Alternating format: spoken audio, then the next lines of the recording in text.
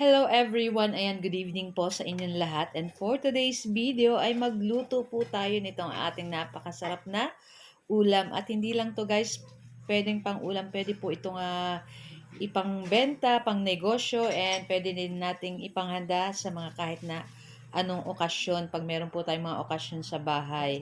So, ito pong ating lulutuin ay walang iba kundi itong ating everlasting. So, parang may similarity po sila ng hardinera, pero itong sa atin ay, ang tawag ay everlasting. Ayan, so gagamit po tayo dyan ng ground chicken. Pwede po kayong gumamit ng pork, pero yung ginamit ko dito ay chicken. So, ayan, masarap po ito kaya itry na nating lutuin. And syempre, lulutuin po muna natin yung mga ingredients dyan bago natin i-steam. So, tara na guys at samahan niyo po ako magluto and enjoy watching po.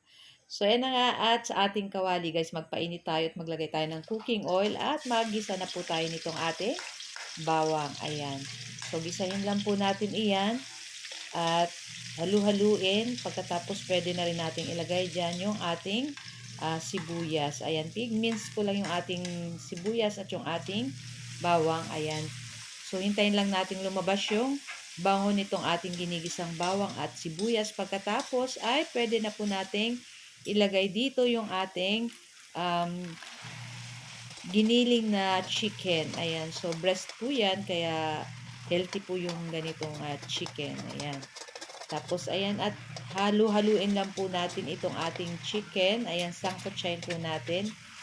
Ayan. Pagkatapos po, after po niyan, ay maglalagay na po tayo dyan nitong ating natirang red bell pepper. Saka naglagay pa tayo ng hotdog. Ayan. Maliliit lang din yung ating gaya. Tapos, naglagay na tayo ng relish na pickles, pasas, at syempre, maglalagay tayo ng ating pineapple tidbits. Ayan. So, sinama na rin natin yung juice kasi sayang naman. Tapos, i-mix-mix lang po natin. Iyan. Ayan. Dapat mix na mix. Ayan. Tapos, syempre, maglagay po tayo ng maliit na tomato sauce. Ayan. Para dagdag pampasarap at dagdag pampakulay dito sa ating lulutuin na everlasting. Ayan. Tapos, ayan, hintayin lang natin po yung ma-mix lahat. Tapos, after natin ma-mix lahat, timplahan na po natin uli ng pamintang durog at maglagay na po uli tayong asin. Tapos, maglagay tayo ng isang chicken cube, ayan, para sa ating pampalasa. Tapos, 1 teaspoon na sugar. Okay na po yan. Tapos, i-mix-mix po uli natin iyan hanggang ma-mix lahat. Pagkatapos, ayan, makita nyo medyo nag-orange-orange yung color. Gawa ng ating tomato sauce. Tapos naglagay na tayo syempre nitong ating cheese para mas masarap. And ang last natin pong ilalagay dyan mamaya ay yung itlog. Ayan. So, bago po natin ilagay sa ating lanera, ayan, maglalagay tayo ng 3 pirasong itlog. So, depende po sa dami ng inyong lulutuin. So, okay na to guys. Pinalamig lang natin ng konti at ilagay na natin dito yung ating 3 pirasong itlog. Then, mix-mix. Then, ilalagay na po natin yan doon sa ating parang lanera.